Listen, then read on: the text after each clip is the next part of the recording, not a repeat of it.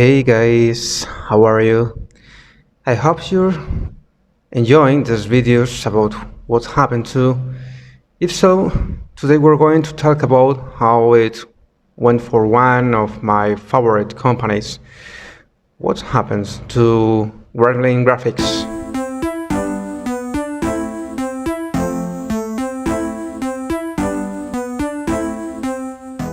Just Micro, located in Sheffield, England, decided to expand this business model as a video game developer.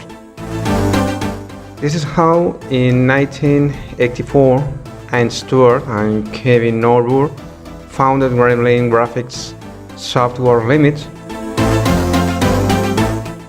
The upper part of the same building that the store was in, on Carver Street, was occupied for this new challenge. Gremlin early success come with games like Wanted, Monty Mole for the ZX Spectrum, and Think of a Spring for the Commodore 64.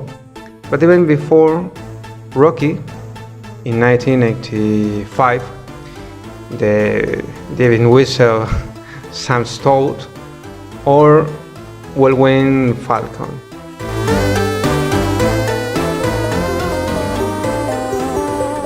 It was a time when Gremlin still appeared in the company logo.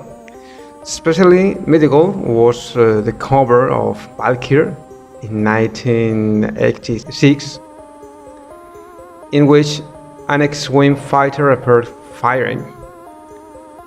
However, from 1986, a leap in quality was observed in Gremlin Graphics video games.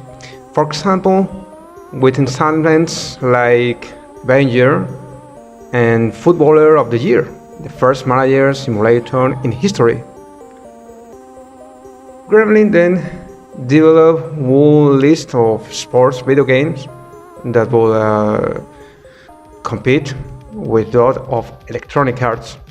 However, some of these Gremlin Graphics video games has very interesting technical contributions, such as Soccer, the first 3D soccer video game. Other very interesting 3D works, as we recently said on this channel, were games like Celica GT Rally and Team Suzuki. Despite the absence of texture and noise, the truth is that they were true pioneers of 3 dimensions.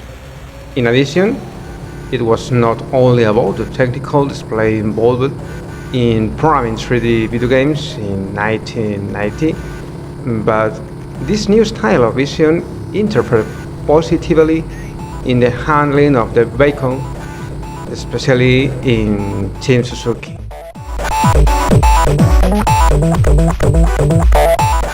For Gremlin, as well as for other developed companies, the appearance of the Amiga 500 was a breath of fresh air, a new space for technological expansion in which can be seen in this series of videos. All these companies live the height of their experience. A good example were video games like Lotus Sprint Turbo Challenge, Top Gear, and Lotus Turbo Challenge 2.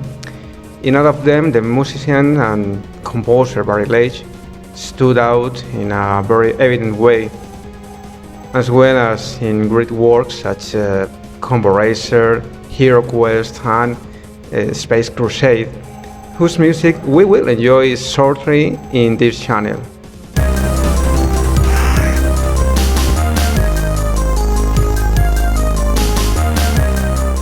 In 1994, Gremlin Graphics Software Limited was renamed Gremlin Interactive. In 1997, its remarkable growth allowed it to acquire DMA Design, the Scottish company behind the famous Lemmings, and which had just developed the first Grand Theft Auto. Gremlin published two DMA titles, the UK version of Body Harvest and the PC version of Wild Motor Country. However, in 1999, Gremlin was in turn acquired by Infogrames by £24 million. The operation had many complications due to an exciting agreement between DMA and BMG Interactive. In the midst of all these financial complications, the Grand Theft Auto products based into the hands of Rockstar, who will continue its saga with the brilliance we know it.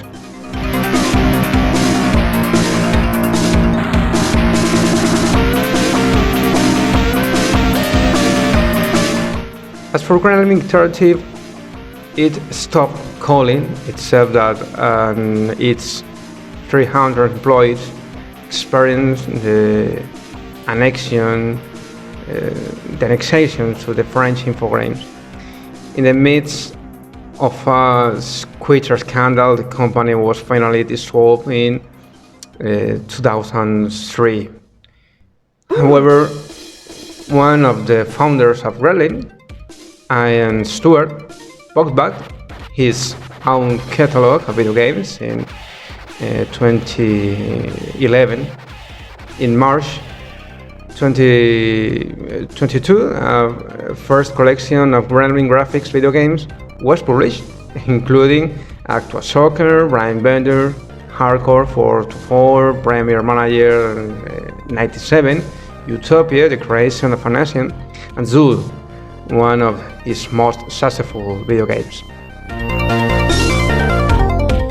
Gremlin was one of my favorite companies, along with Silmarils and Core Design. My favorite thing to enjoy was the great music by Barry Late. Also, as I was a fan of the HeroQuest board game, getting my hands on a copy of the video game was downright fun. I spent many hours killing orcs and chaos warriors in their dungeons. A big hug, guys, and see you next time.